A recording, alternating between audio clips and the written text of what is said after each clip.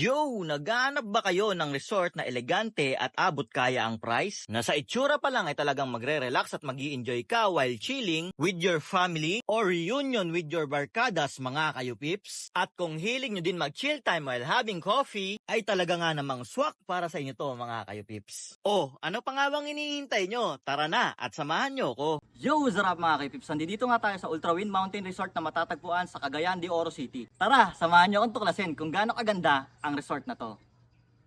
Napadpad nga pala tayo mga kayupips sa Ultra Wind Resort na matatagpuan lang sa Cagayan de Oro City. At isa nga ito sa magandang lugar na napuntahan ko dito. At mga kayupips, meron din pala silang map na magsisilbing guide nyo habang nasa loob kayo ng kanilang resort. Syempre mga kayupips, hindi rin kayo mamomblema sa kanilang parking dahil napakalawak ng parking nila dito. At habang naglalakad-lakad nga tayo mga kayupips, ay may nakita din tayo mga peacock na nakawala lang sa kanilang resort. Hanggang sa napadpad na nga pala tayo mga kayupips sa kanilang coffee shop. At dito naman sa kanilang coffee shop mga kayupips ay sobrang lamig at sariwa ng hangin. Tapos kung papasukin mo naman to sa loob, talagang napakaganda at napakaaliwalas ng vibes. Dito nga pala mga kayupips ay sinamahan natin silang umorder ng kanilang drinks habang nagkukulitan. At ayun na nga, tinanggal na nga ang shawl sa kanyang balikat at nagkahiyaan pa.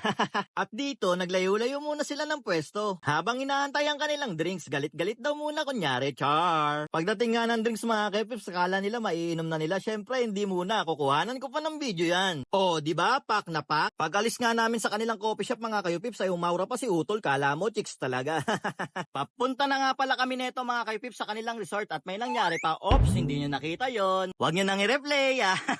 At dito nga pala mga kayupips sa kanilang Infinity Resort ay meron din silang Infinity Resto kung saan pwede kang mag-food trip at mag-billiards. Bale mga kayupips, eto nga pala ang kanilang pool at cottage rates. At kung trip mo naman mag-overnight, pwede kang kumuha dito ng rooms at bilas. At eto nga pala ang kanilang rates. Meron din pala sila ditong dress code mga kayupips, kaya siguraduhin meron kayong pang swimming pag pupunta kayo rito. Siya nga pala mga kayupips, natural alkaline water ang ginagamit nila sa kanilang Infinity Pool. O diba sosyal, sa Manila iniinom ang alkaline, dito pinangliligo lang nila. Saan ka pa? At mga kayupips, dalawa pala ang swimming pool nila dito, isa dito sa taas at isa din dun sa baba. At hindi rin pala ganun kalalim ang swimming pool nila dito mga kayupips, at huwag kayong mag-alala dahil meron din dito mga nakabantay na lifeguard. Kaya sinisigurado ko nga sa inyo mga kayupips na mag-i-enjoy ang matatanda at mga bata sa pag-swimming dito. At siya nga pala mga kayupips, hindi na natin papatagalin to. Kanina pa nga tayo ngatal na mag-swimming, o paano, mag-swimming naman tayo. At eto na nga mga kayupips, no, nag-swimming na nga tayo at parang si James Reid lang na puro kanta.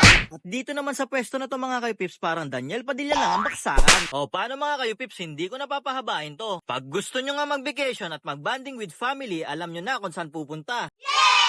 Let's go! O paano mga kaipips? See you next vlog. Bye-bye!